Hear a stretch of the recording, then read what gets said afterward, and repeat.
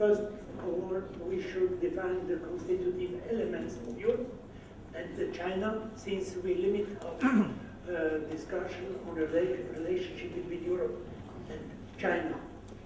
Anyway, we comparing Europe and Asia, we shall limit our discussion on relations on Europe and China. Also, we are aware that other great Asian nations are contributing significant contributions to the world of human heritage in the past and in the future as well today. Concerning the definition of constitutive element of the Europe,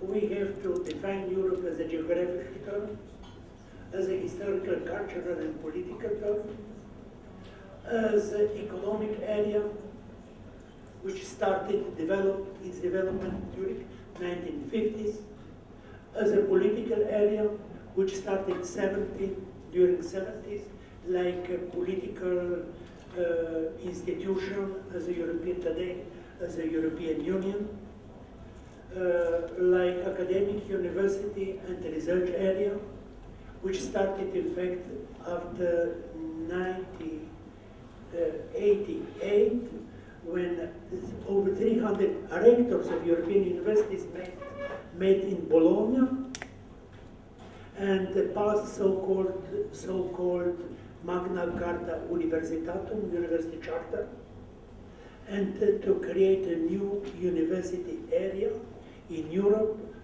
so that European universities would be compatible. In the past, Europe has been divided, as we know, politically, economically, very strong, like China never, for the last 1,000 years. China has been integrated politically, economic area, but Europe has been strictly divided in the different sense. It was unified to a certain extent during the Roman period. Later on, it was divided spiritually, politically, normally, economically, and in the academic sense as well, because each country developed its own university law, university rules, especially during the last 200 years, since developed so-called Napoleon model of the university, German type of the university, and so-called Josephine model of the university in Austrian countries. So today there is a need for the new integration in economic, in political, and in academic sense. This process, integration of academic integration, is called so-called Bologna process, where all Europe would like to develop one new model of the university so that students could study and could change the university, and the so-called academic mobility would be open for students and professors. That's a project. Europe as a spiritual and cultural area has been, anyway, Europe was divided first as a Christian area, was divided into Orthodox, Protestant, Catholic, and so on. It is as well today open so-called free of belief principle that was accepted more or less already 200 years ago, but today is strictly not only declared but as well in practice exercised. As an area of contradictions, like dictatorship of specializations, as it was called by Spanish philosopher Ortega.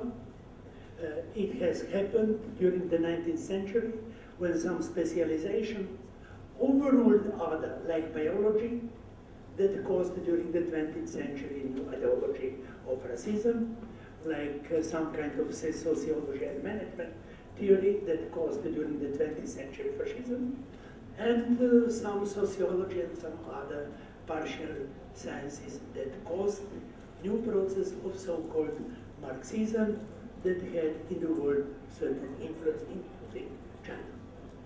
So, further on, we will be very short.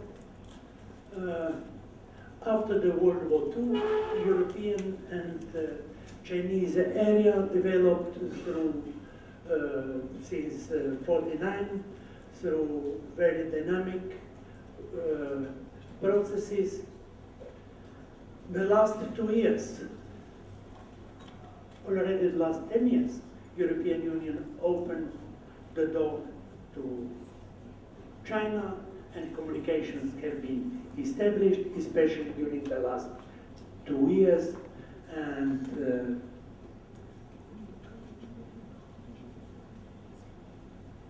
European Commissions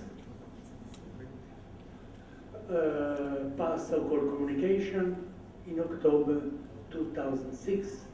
It is a very significant document for the future relationship between Europe and China, Communications 68. Further on, we have to emphasize that the relationship between Europe and China is today very open, and hopefully it will continue despite certain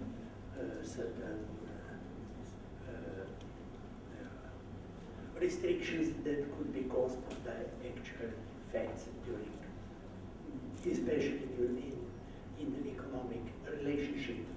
Thank you very much.